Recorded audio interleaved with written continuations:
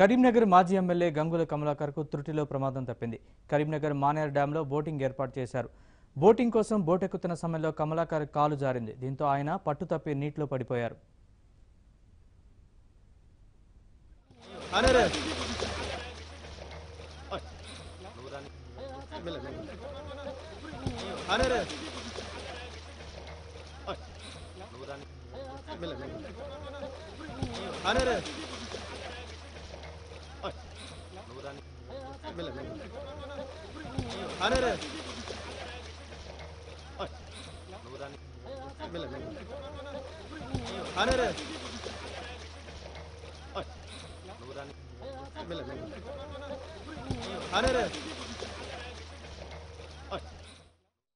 వెంటనే కమలాకర్ను అక్కడి సిబ్బంది రక్షించారు. తిరిగి బోట్ ఎక్కి రేస్ కొనసాగించారు.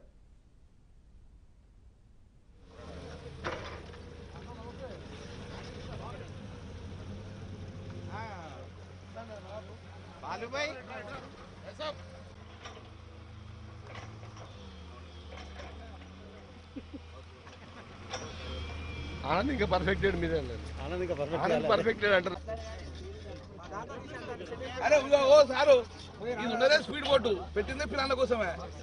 ఈ ప్లాన్ సామాన్ ఎక్కిద్దాం. ఇది ఒక పని చేయి. ఇక బోటింగ్ సందర్భంగా జరిగిన అపశృతి గురించి మరింత సమాచారాన్ని మా ప్రతినిధి నవీన్ చెప్తారు. నవీన్ చెప్పండి, కమలాకర్ ప్రస్తుతం ఎలా ఉన్నారు? నరేష్, అంటే ప్రాణాపాయం అయితే ఏం లేదు.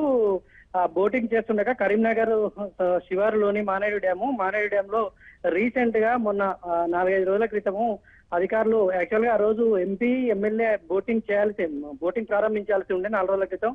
అయితే ఎన్నికల కోడ్ ఉన్నందున అధికారులు ఎవరైతే ఉన్నారో అధికారులు దాన్ని బోటింగ్ ను ప్రారంభించారు. 2 జెట్ స్పీడ్ బోట్లు ఏవైతే ఉన్నాయో 2 జెట్ స్పీడ్ బోట్లు ప్రారంభించారు. అయితే ఈ రోజు 4 రోజుల తర్వాత ఈ కమలాకర్ ఎమ్మెల్యే ఎవరైతే ఉన్నారో ఈయన సరదాగా బోటింగ్ చేద్దాం, ఎన్నికల ప్రచారంలో భాగంగా ఆయన ఎన్నికల ప్రచారంలో ఉన్నారు కరీంనగర్ కాన్స్టిట్యున్సీలో. అయితే సరదాగా బోటింగ్ చేద్దామని ఈ రోజు అక్కడికి వెళ్ళాడు.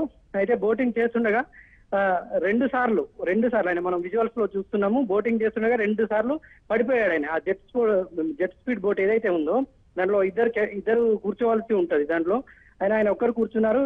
అయితే పట్టుదప్పి పడిపోయారా లేదంటే ఆయన మామూలుగా వెయిట్ పరంగా ఎక్కువ వెయిట్ ఉంటారు, ఆ వెయిట్ పరంగానే నీళ్ళల్లో దొర్లిపడినట్టు మనకు స్పష్టంగా కనిపిస్తోంది. అయితే దీంట్లో విషయం ఏంటంటే లోతు ఎక్కువగా లేని ప్రాంతంలో పడ్డాడు. ఆయన లైఫ్ జాకెట్ వేసుకోవడం వల్ల ఆ లైఫ్ జాకెట్ ఆయన వెంటనే పైకి లేపడం వల్ల ఆయన వెంటనే అక్కడ ఉన్నటువంటి సిబ్బంది, అక్కడ ఉన్నటువంటి వాళ్ళంతా ఆయనను బయటకు ఒడ్డుకు లాగారు. అయితే ప్రస్తుతం కమలాకర్కి అయితే ప్రాణాపాయం ఏం లేదు.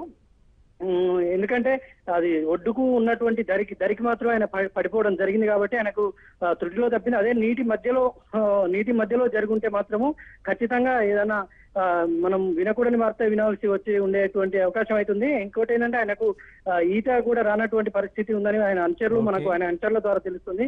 కాబట్టి ఆయన ఒడ్డుకు పడిపోవడం వల్లనే ఆయన మొత్తము ఇట్లా అంటే ప్రాణాపాయం నుంచి రక్షించుకోగలిగాడని అయితే మనకు